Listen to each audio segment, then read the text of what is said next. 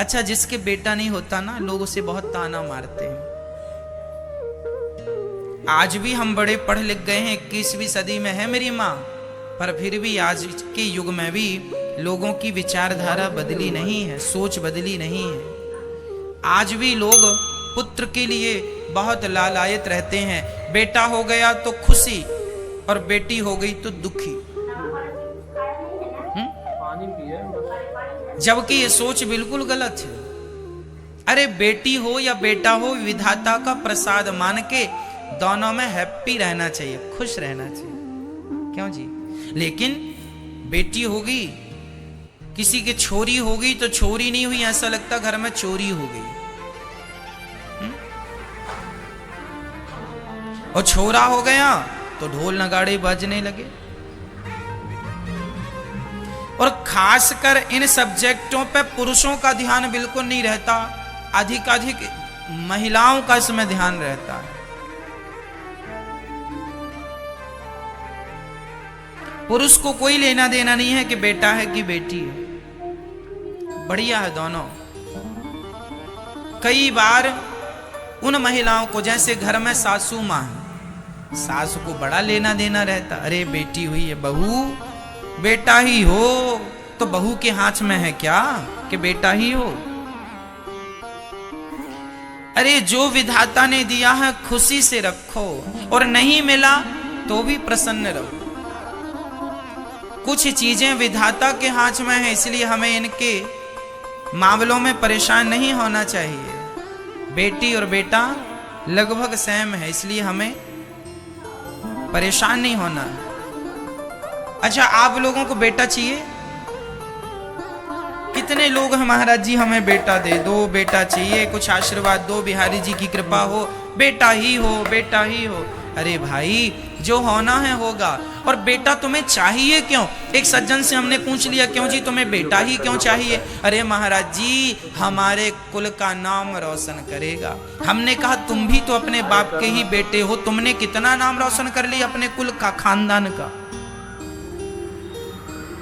तुमने कितना कर ली? तुमसे हुआ नाम रोशन? क्या बच्चे से उम्मीद लगाए बैठे हो? अरे भाई, बच्चे क्या रोशन करेंगे कुल को? आप खुद ही क्यों नहीं अपने कुल को अमर कर लेते? नाम रोशन आप खुद ही क्यों नहीं कर लेते? क्या स्वामी विवेकानंद जी ने अपने पुत्र का इंतजार किया था कि बेटा ही आएगा तब नाम रोशन होगा देश का या मेरे कुल का, खानदान का? क्या तुलसीदास जी ने भी पुत्र का इंतजार किया था कि पुत्र आएगा तो रामचरितमानस लिखेगा? क्या सूरदास जी ने भी इंतजार किया था? बोलो, तो तुम क्यों इंतजार कर रहे हो? जो करना है तुम खुद ही करो ना। नाम रोशन करना है कुल का, कुछ ऐसा कर लो ना कि नाम हो जाए।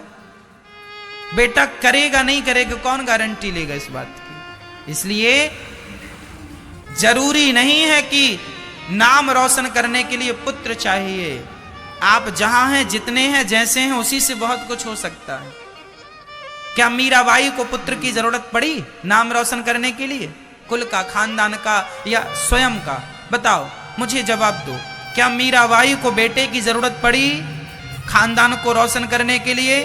हाँ या ना? नहीं। तो फिर आपको क्यों जरूरत है बेटे की? जो दे विधाता रख लो, नहीं तो परमात्मा का नाम जपने के बाद कुछ पाने की इच्छा नहीं रह जाती। तो एक उन्हें पा लिया तो फिर किसी को पाना शेष नहीं है, सब मिल गया। इसका जीता जागता उदाहरण मीराबाई है। मीरा के कोई संतान नहीं थी तो नाम बताओ। लेकिन फिर भी आज तक अमर है। और तुम्हारे 10-10 बच्चे हो जाएं तो पड़ोसन नहीं जानती तुम्हें कौन हो तुम।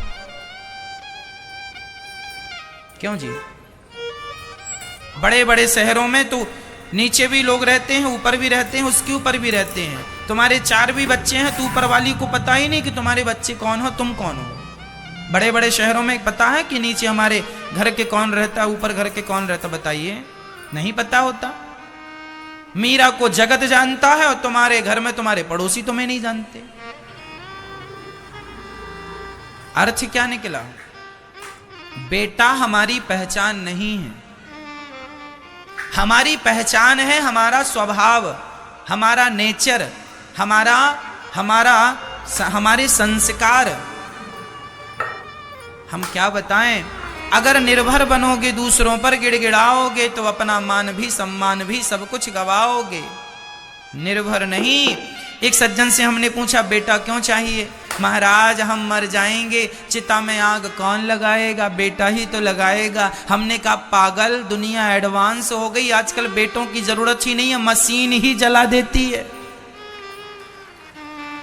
बताओ जी, अभी कोरोना काल में किनके बेटे काम आए? लगा पाए चिता में आग?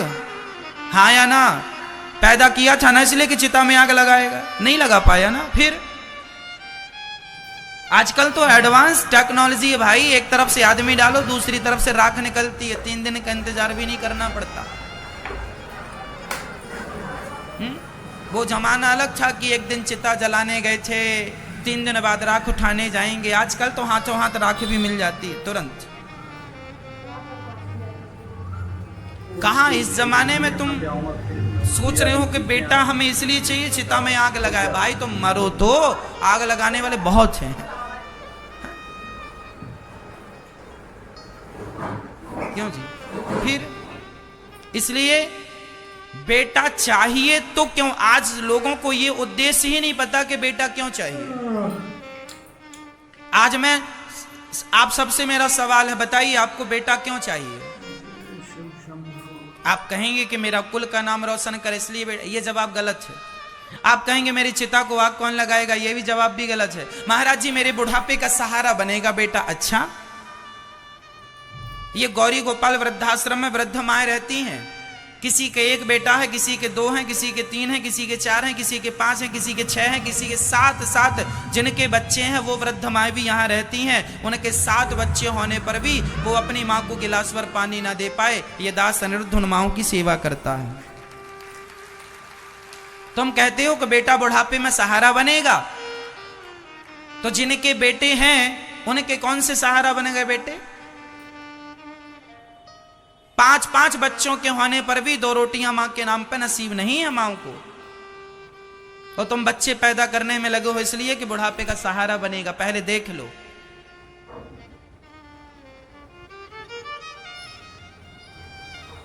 तुम्हारा उद्देश्य गलत है पुत्र प्राप्ति का। मैं बताता हूं कि पुत्र क्यों चाहिए, बेटा क्यों चाहिए।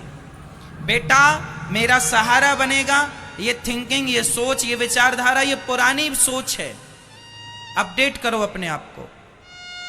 आजकल कोई बेटा किसी माँ बाप का सहारा नहीं बनता। बनते हैं, अरे चलो मैं कहता हूं बनते भी हैं। तो क्या तुम्हारे दर्द को बेटा बांट लेगा? तुम्हारे बुढ़ापे की तकलीफ को बेटा बांट लेगा? अरे बुढ़ापे पांव में कांटा मेरे चुभा है, दर्द मुझे होगा, बेटे को नहीं होगा। क्यों नहीं समझते इन बातों को? बुढ़ापा तुम्हें गुजारना है, बेटे को नहीं। बेटे का आएगा तो बेटा गुजारेगा। तुम कहते हो बेटे मेरा बुढ़ापे में सहारा बनेगा। बुढ़ापे का सहारा बेटा नहीं होता मेरी माँ, सोच गलत है, घुसा लिया है कचरा दिमाग में। बुढ़ापे का सहारा बेटा नहीं है, बुढ़ापे का सहारा भगवान होते हैं। भगवान ही सबके सहारे हैं। मेरे तो गिरधर गोपाल, दूसरों ना कोई। तुमने कचरा बिठा रखा अपनी खोपड़ी में। यदि बुढ़ापे का सहारा बेटा है तो फिर क्यों यहां गौरी गोपाल वृद्धाश्रम वृद्ध मां रहती हैं? फिर क्यों नहीं बने उनके बच्चे सहारा? यदि तुम्हारा यह सेंटेंस सही है तो पर जवाब दो। गलत है ये सेंटेंस आपका, ये कहावत या जो भी आपने बनाई कि बुढ़ापे का सहारा बेटा। बुढ़ापे का सहारा बेटा नहीं है, बुढ़ापे का सहारा केवल भगवान है। कहो भगवान से, हे नाथ मुझे किसी से गिलास पर पानी लेने की जरूरत ना पड़े। भगवान के लिए रोइए, भगवान को पुकारिए। बुढ़ापे मैं कहता हूं कि तुम्हारा बेटा नहीं है और तुम्हें भगवान पर श्रद्धा है तो तुम्हारे अच्छा मुझे ये बताओ, जिनका कोई नहीं होता क्या उनका बुढ़ापा नहीं गुजरता? बोलो, क्या उनका बुढ़ापा नहीं गुजरता? कौन गुजारता है? अरे भगवान ही किसी ना किसी रूप में आकर के, यदि तुमने कभी भी एक बार भी श्रद्धा से उन्हें पुकारा होगा ना मेरी मां जिंदगी में, तो वो तुम्हारा सहारा बन के तुम्हारे जीवन में तुम्हारा दुख हरने के लिए जरूर आएंगे। ये विश्वास रखना। वही तुम्हारे बेटे हैं, वही हैं सब कुछ तुम्हारे। भगवान करे आपका बेटा श्रवण है और श्रवण ही रहे, भगवान करे आपका बेटा खूब आपके पांव दबाए, खूब आपकी सेवा करे, फिर भी मन भगवान में लगाना। आपका बेटा आपके पांव दबाता है, आपका बेटा आपका ख्याल रखता है, अच्छी बात है ना, पर फिर भी आप अपना मन भगवान में लगाएं, इसमें क्या बुराई है मुझे बताओ।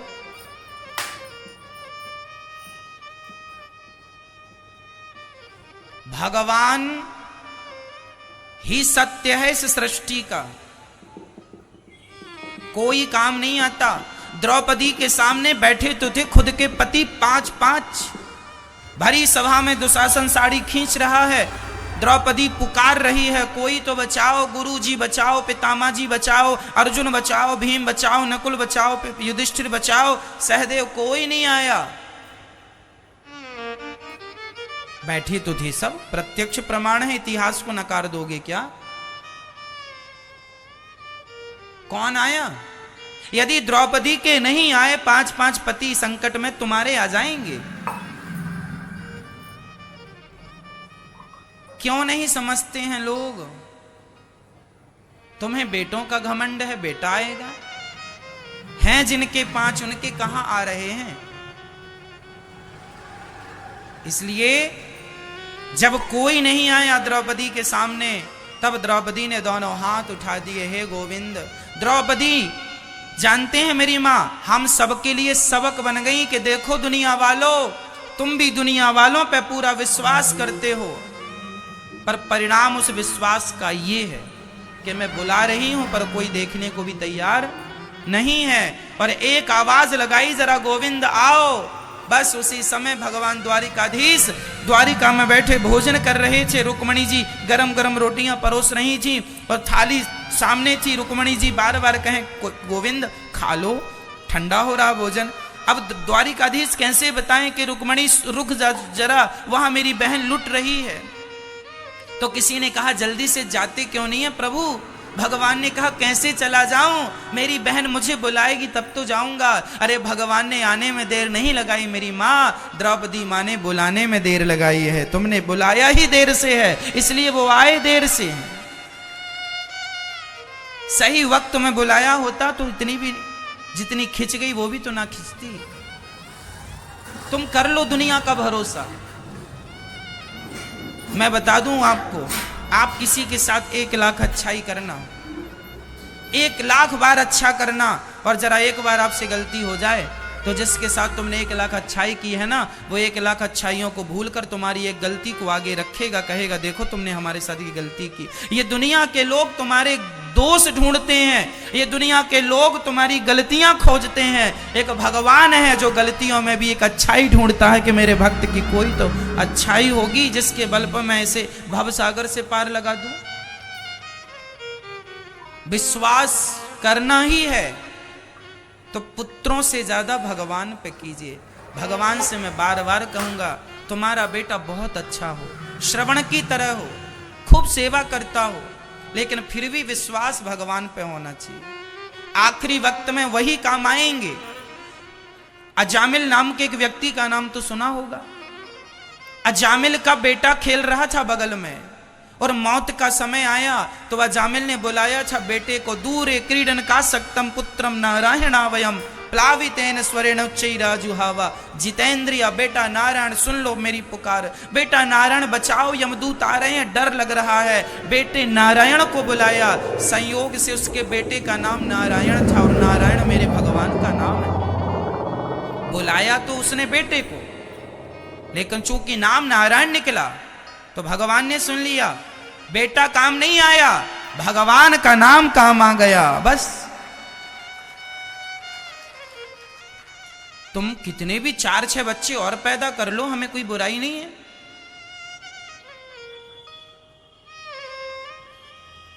परंतु काम केवल भगवान ही आने वाले हैं।